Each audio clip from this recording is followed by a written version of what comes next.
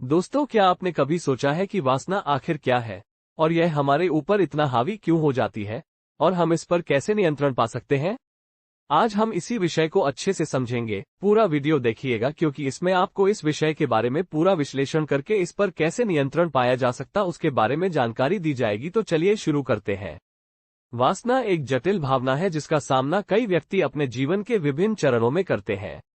ये हमारे मानसिक और शारीरिक स्वास्थ्य दोनों को महत्वपूर्ण रूप से प्रभावित कर सकती है।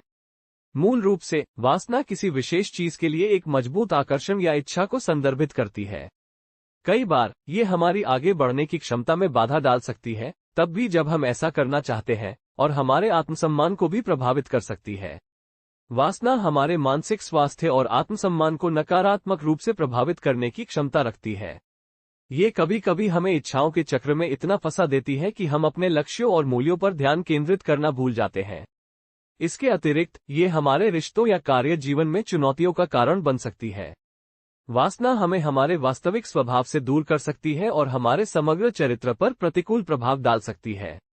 चाहे वो रिश्तों, खाने की आदतों या हमारे कुछ उपकरणों के उपयोग से संबंधित हो, इन क्षेत्रों में अत्यधिक लिप्तता संभावित रूप से प्रतिकूल परिणामों का कारण बन सकती है। इच्छाएं अक्सर हमें तृप्ति की तलाश में ले जाती हैं और हम उन्हें प्रबंधित करने के महत्व को अनदेखा कर सकते हैं। ये पहचानना जरूरी है कि ये लालसाएं हमारे दिमाग की कल्पनाएं मात्र हैं और हमें अपने विचारों पर नियंत्रण बनाए रखने का प्रयास करना चाहिए, न कि उन्हें अपने ऊपर हावी होने देना चाहिए। इसे रोकने के लिए हमारे लिए सीमाएं स्थापित करना और अपनी इच्छाओं को नियंत्रित करना फायदेमंद होगा। इसके अतिरिक्त हमारे मन में शांति और स्थिरता की भावना को बढ़ावा देना उन इच्छाओं को कम करने में सहायता कर सकता है। संक्षेप में, जबकि हमारी इच्छाएं हमारे जीवन में महत्वपूर्ण भूमिका निभाती हैं, यह जरूरी है कि वे हम पर हावी न हों। सचेत रहना और अपने मानसिक स्वास्थ्य को प्राथमिकता देना महत्वपूर्ण है, जिससे हम अपनी इच्छाओं को नियंत्रित कर सकें और एक पूर्ण और सकारात्मक जीवन जी सकें। हमारे लिए ये पहचानना महत्वपूर्ण है कि हमें अपनी इच्छाओं को नियंत्रण में नहीं आने देना चाहिए।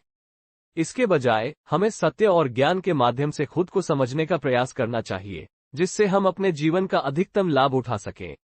लेकिन नियंत्रण पाने के चक्कर में हम लोग गलत रास्ता चुन लेते हैं और इंद्रियों पर नियंत्रण पाने की जगह इंद्रियों का दमन करने लगते हैं। इसके लिए हम अक्सर बल का रास्ता चुनते हैं, जिससे चीजों से छुटकारा मिलने की बजाय चीजें और बड़ी समस्या का रूप ले लेती हैं। जैसे उदाहरण के लिए, आप जोर जबरदस्ती करके किसी चीज से छुटकारा नहीं पा सकते। अगर आप जबरदस्ती किसी चीज को छोड़ना चाहें, तो ये किसी और रूप में उभर कर सामने आ जाएगी और आपके भीतर कोई दूसरा विकार पैदा कर देगी। अगर आप किसी चीज को छोड़ने की कोशिश करेंगे, तो वो चीज पूरी तरह से आपके दिमाग व चेतना पर हावी होने लगेगी। अगर आपको जीवन में कुछ ऐसा मिल जाए जो आपको ज्यादा तीव्र, गहरा सुख और खुशी देता है, तो जाहिर है कि ये चीजें आपसे अपने आप गायब हो जाएंगी। अगर आपको जीवन में कुछ ऐसा मिल जाए जो आपको अपेक्षाकृत ज्यादा खुशी देता है, तो जाहिर है कि छोटे छोटे सुखों की चाहत अपने आप गायब हो जाएगी। अगर कोई आपसे कहता है कि ये बुरी चीज है, इसे छोड़ दो, तो क्या वाकई आप इसे छोड़ पाएंगे? लेकिन अगर आप इससे भी बड़ी चीज का स्वाद चख ले, तब यह अपने आप आपसे छूट जाएगी। फिर इसे छोड़ने के लिए आपसे किसी को कुछ कहना नहीं पड़ेगा। इसके लिए आपको अपने जीवन का थोड़ा समय ऐसी दिशा में लगाना होगा जिससे कि एक बड़ा आनंद आपके जीवन का हिस्सा बन सके।